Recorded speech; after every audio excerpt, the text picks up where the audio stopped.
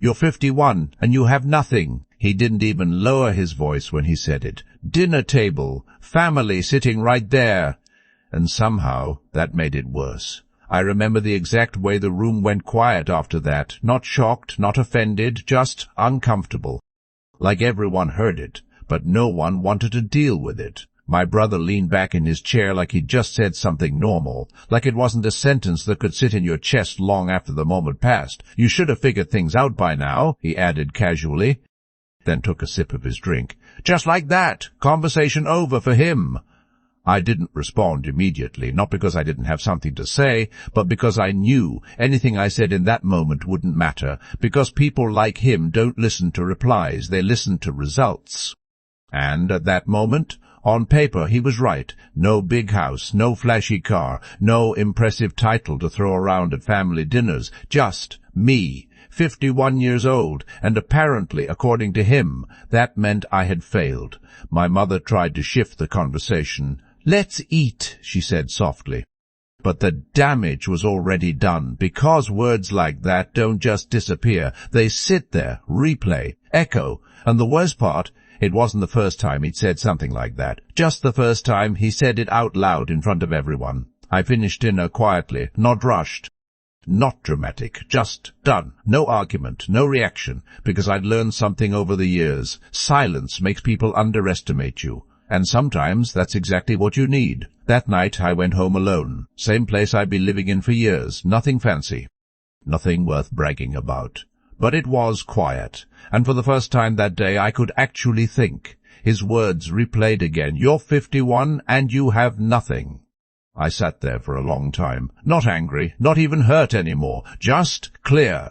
Because something about the way he said it didn't just hit my pride, it hit something deeper, not doubt, not insecurity, something else, clarity. Because for the first time, I wasn't trying to prove him wrong. I was asking myself, was he actually right?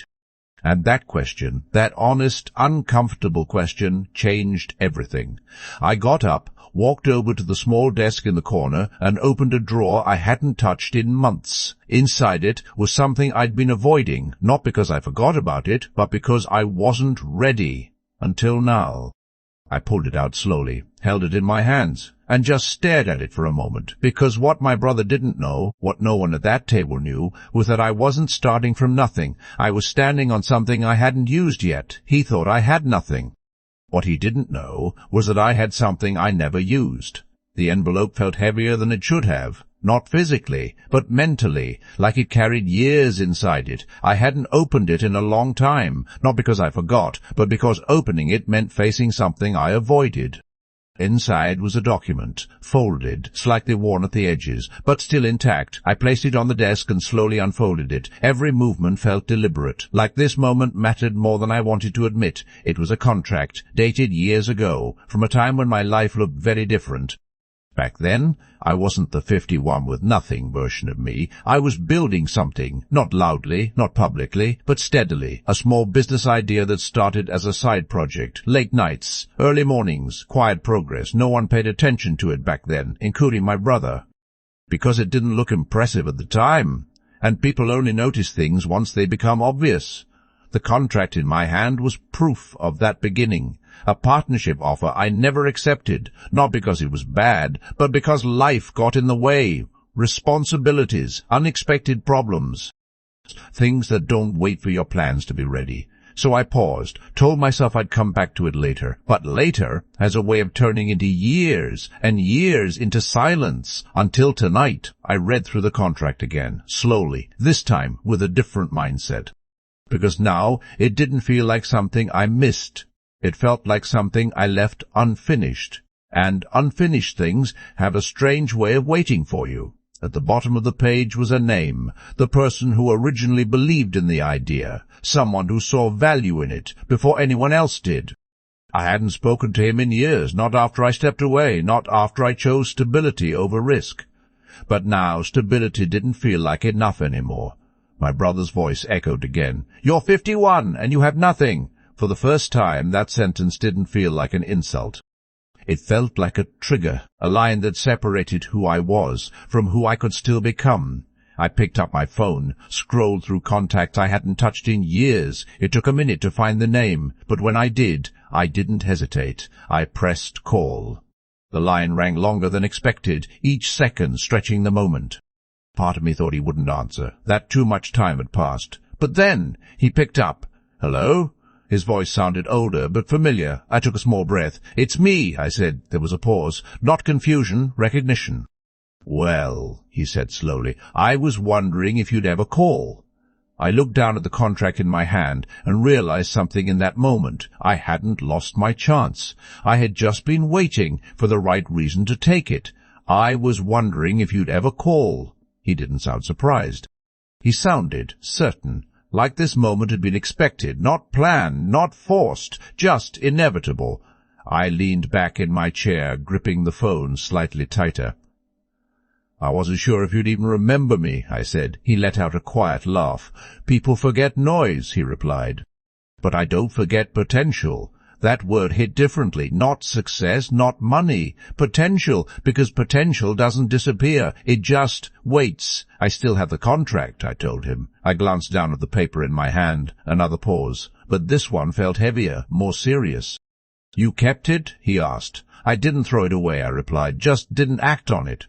"Good," he said immediately. No hesitation, no judgment. "Because I never replaced you." I frowned slightly. "What do you mean?" "I mean," he continued, "that idea. It still works." My grip tightened.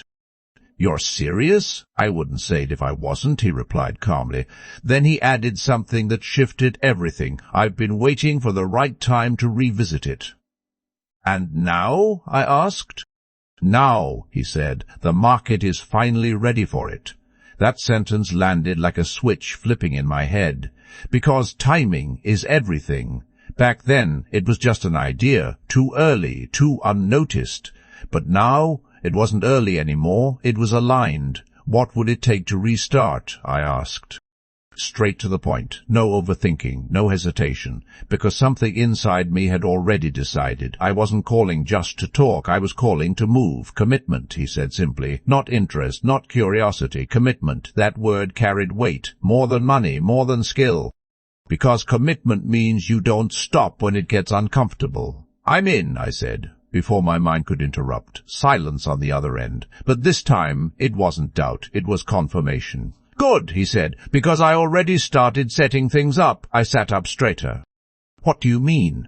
"I revisited the concept a year ago," he explained. "Tested small versions of it quietly." "Results?" I asked. "Better than expected." My heart rate picked up slightly, not from excitement alone, but from realization. This wasn't a restart. This was a continuation. Something that had been paused but never truly stopped. "We'll need to move fast," he added. "Others are starting to notice." Of course they were, because once something works, it doesn't stay hidden for long. "When do we start?" I asked. There was no hesitation in my voice anymore. No doubt. "Tomorrow," he said. Simple, direct, final. I looked around my quiet apartment. Same walls, same space, but it didn't feel the same anymore.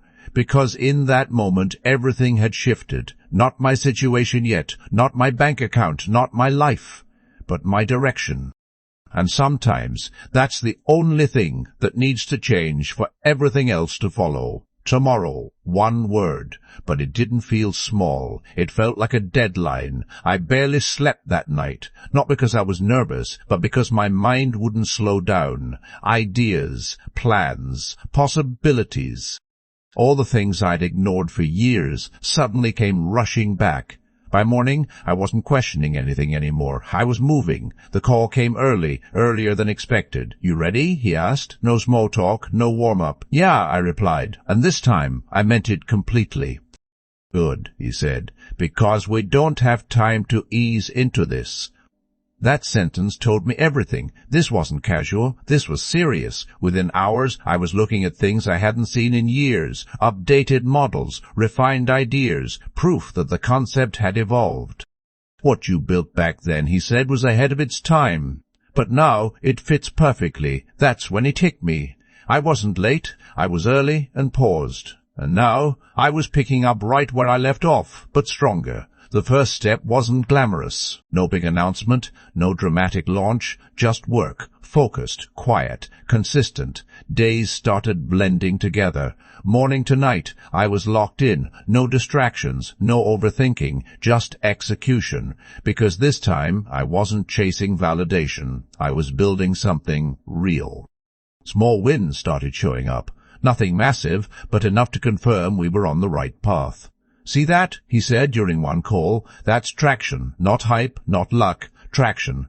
And traction grows when you don't stop." Weeks passed, and something else started happening. People began noticing, not loudly, not publicly, but quietly, the same way it started. Messages, questions, interest, and with every small step forward, my confidence stopped being something I forced. It became something I felt. Then came the first real breakthrough, a deal.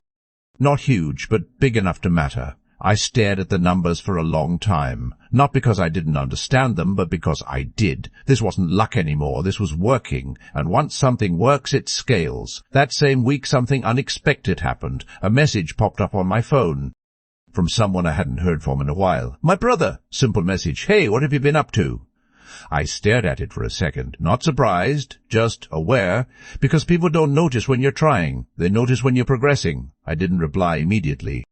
Not out of spite, but because I didn't need to rush. For the first time, I wasn't reacting to him. I was focused on myself. Another week passed. More progress, more momentum. Then another message. "This time, call me when you can." The tone had changed. Subtle, but clear. Not confident anymore, not dismissive, curious.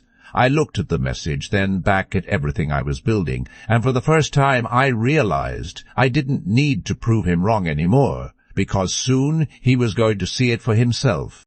I didn't need to prove him wrong anymore, because the truth was he was about to see it himself.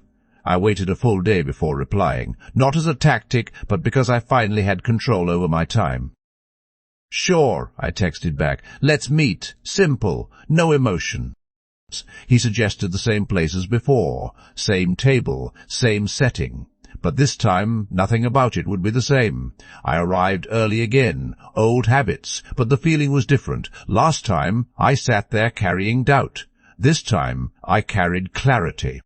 When he walked in, I noticed it immediately. The confidence was still there, but something underneath it had shifted. He wasn't walking in to judge anymore. He was walking in to understand. "Hey," he said, sitting down. His tone was lighter. "Careful." "Hey," I replied. "Calm, steady."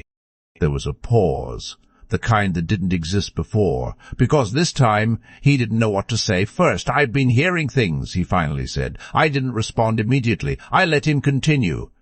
"People mentioning your name," he added, "in places I didn't expect." There it was. Not accusation, not mockery, recognition.